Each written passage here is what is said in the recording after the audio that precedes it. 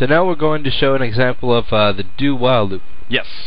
So a do-while loop is very similar to a while loop, but it will naturally run through the loop once, and then continue through the loop while some condition exists. Yes, so if you're going to have a situation where the loop has to run at least once, the do-while loop might be for you. Yeah. Yes. So we're going to show you how this works. Okay, so let's define a boolean and an integer. That sounds good to me. So we'll do bool a equals true? Sure. True.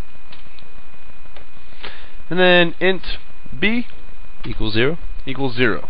Alright. So now what we'll do is we'll do the following. Do, and then we got to do open block, close block, and While, and we'll say end it with a semicolon. Definitely end it with a semicolon. This is the basic structure of a do-while loop, and this is pretty much the same with about any programming language that you use. Alright, so let me uncheck these lines here.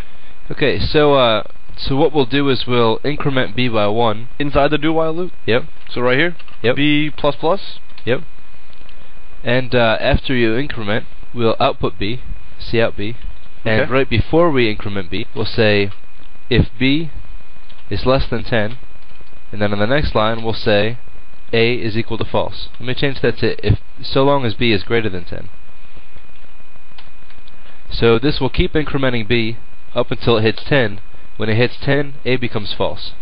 That is not true. When it hits 11, Correct. a becomes false. Touche. Because it's not including 10, it's if it's greater than 10, which would be 10.1 or higher. Right. Yes. Or yes. So now the while condition, we're going to check to make sure a is true. This line right here. Right. So long as a is true, we're going to keep running through this loop.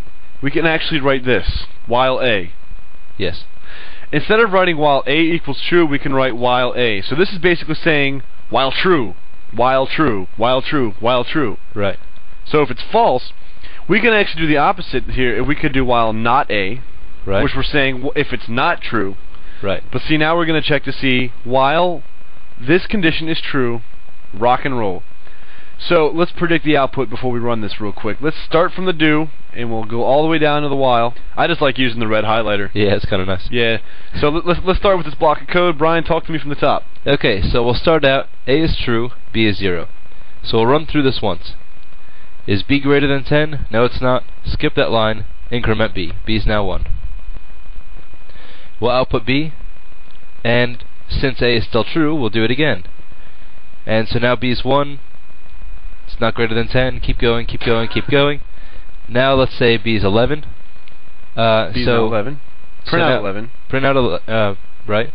Check to see if it's true. Right, so which it still is at this point. It has to go through again, see that it's 11, switch it to false. You're right. And then it'll check to see if it's 11. So what is the last number that will output? It'll be 12. Increment it. Right. We print it out, and then we exit. So now we'll do while. Let's make a dash in between those so it doesn't look like it says dwal. 12! Yay! All right. Yes! So if we wanted it to stop at 11, we could say if a is equal to false, and then after that we'll say else b++. Else, and then we'll block the rest of the code. yeah. So we'll do block, space these over for prettiness. Oops. There. So now it'll end at 11. Ta-da!